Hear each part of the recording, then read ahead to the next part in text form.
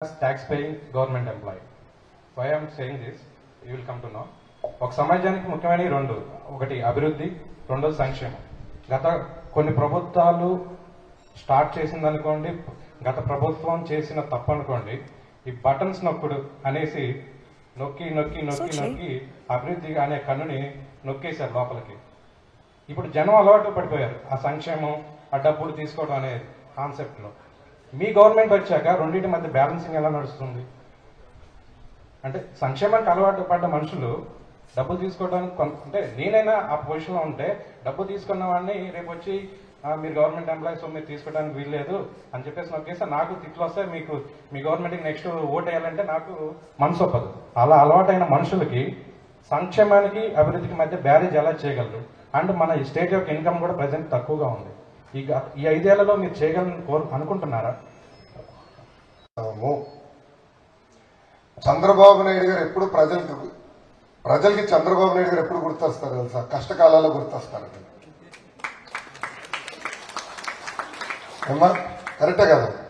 బాబు గారు చెప్తా అన్నా, మీకు రాసి లేదు, అనుభవించే యోగం మీకు లేదంట. ఎప్పుడు రాష్ట్రం కష్టకాలాలు ఉన్నప్పుడు అది చేతికి వస్తుంది. 1995లో కూడా అట్టనే వచ్చింది, 2014లో అట్టనే వచ్చింది. అన్ని సెట్ చేశారు, ప్రజలు వేరే వైపు చూశారు, ఓడిపోయారు. అదే జరిగింది. 2014లో కూడా సంక్షేమం చేశాం కదా, దాదాపు 120 సంక్షేమ కార్యక్రమాలు చేశాం. కానీ అభివృద్ధి ఎప్పుడు వెనకెళ్ళాం. రోడ్లు వేసాం, డ్రైన్లు కట్టాం, తాగునీటి పథకాలు తీసుకొచ్చాం, పరిశ్రమలు తీసుకొచ్చాం, పరిశ్రమలకు ఇన్సెంటివ్స్ ఇచ్చాం. అంటే కియా ఎట్లా వచ్చేది, హెచ్సిఎల్ ఎట్లా వచ్చేది, టీసీఎల్ ఎట్లా వచ్చేది, అదానీ వచ్చేవాడ, ఇట్లా అనేక కంపెనీలు మేము తీసుకొచ్చాం. I believe there needs to be balance between welfare and development. రెండోది, అమెరికాలో కూడా వెల్ఫేర్ జరుగుతుంది. Europe is one of the largest welfare continent. అక్కడ ఎడ్యుకేషన్ గవర్నమెంట్, హెల్త్ గవర్నమెంట్. ఇంకో పక్కన అగ్రికల్చర్ యూరోప్ లో బతుకుతుందంటే దానికి కారణం ప్రభుత్వం ఇస్తున్న సబ్సిడీ. కానీ మీరు అన్నట్టు అక్కడ అభివృద్ధి సంక్షేమానికి క్లియర్ గా బ్యాలెన్స్ చేస్తున్నారు.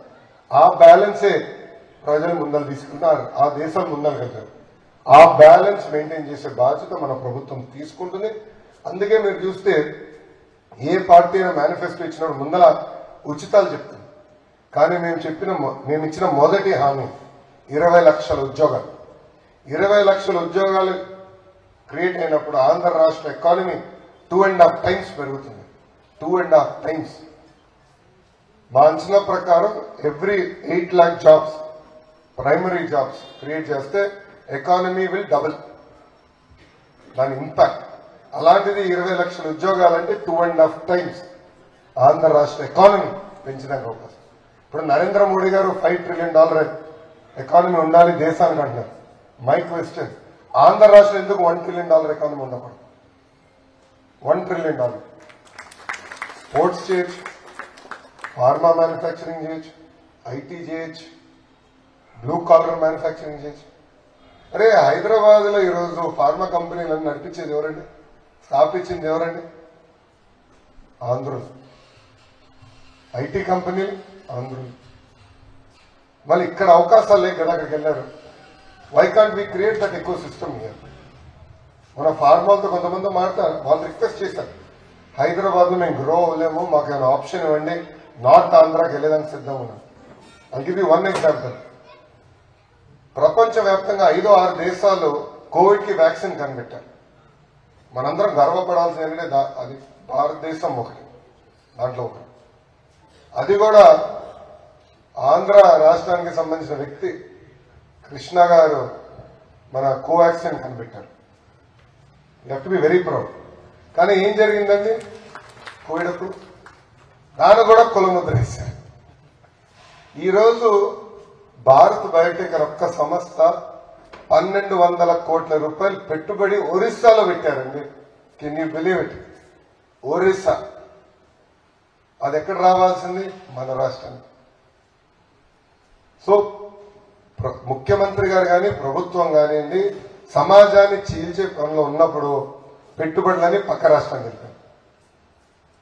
సో పెట్టుబడులు అంటే అభివృద్ధి, సంక్షేమం తెలుగుదేశం పార్టీకి 2 చక్రాలండి. ఆ 2 ముందలు తీసుకెళ్లే బాధ్యత మేము తీసుకుంటాం. Thank you. Indian air force లో పనిచేసి